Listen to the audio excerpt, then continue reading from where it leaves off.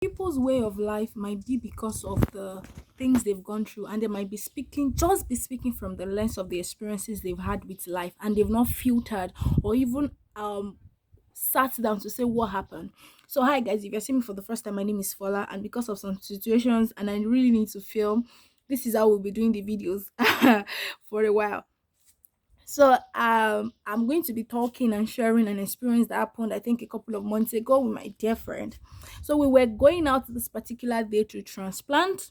She had tomato seedlings and we wanted to transplant. I was the one carrying it. It had overgrown. I mean, I studied agriculture, so I know when something has overgrown. So we wanted to go and transplant.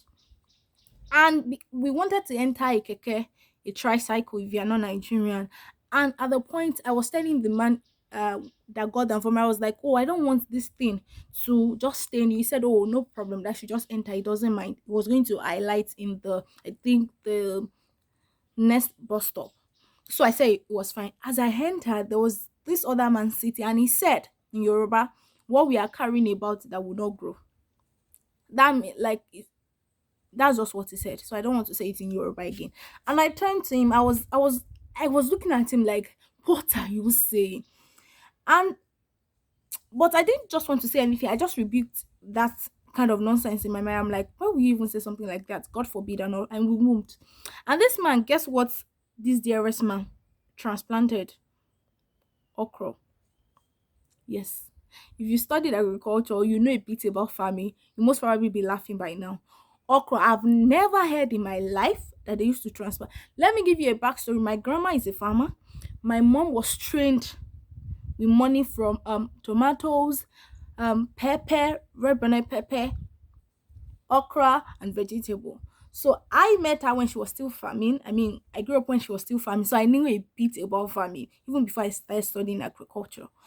So I've never heard of something like that. And the other man that was sitting close to me said in Yoruba, and you know, Shemasherun companion, like, why would you do something like that? Where have you ever heard that they used to transplant okra?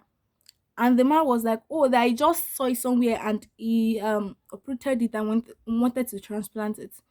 You see now, this man was saying something bad, prophesying doom because of the experience he had in the past.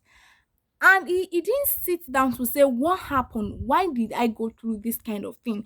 Why? Because this is how people just come to the internet and tell you that this person went to this school, this thing happened to this person, you are going to this school, this thing will happen to you. What concern me concern that person? I sympathize with them, but that one is not my portion. I'm not even talking faith now.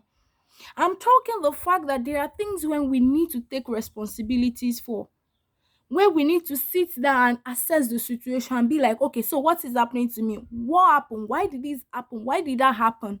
And not stop acting as though when every single person that we come across now is going through that same path, the mishap or whatever, I don't want to say misfortune, that happened to you must happen to every other person. I understand if you are looking out for them, but there's a way you dish out that kind of information. I'm shouting this way to tell you that there are times where people bring their pain to you in form of advice. It is important for you to be very discerning to see when they are trying to communicate, for you to be careful and trying to communicate your pain. I would always say there are a lot of people that they claim the English that they are not because of the things that they've gone through and because they've not sat down to assess the situation. They really feel like this is what is happening to them. This is how it must happen to everybody. Please be wise.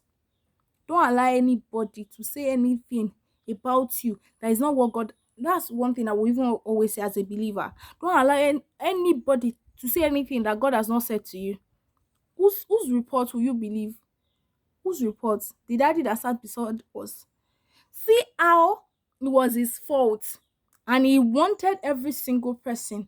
See how he opened his mouth and be saying that something will not grow, something that will not grow. Why?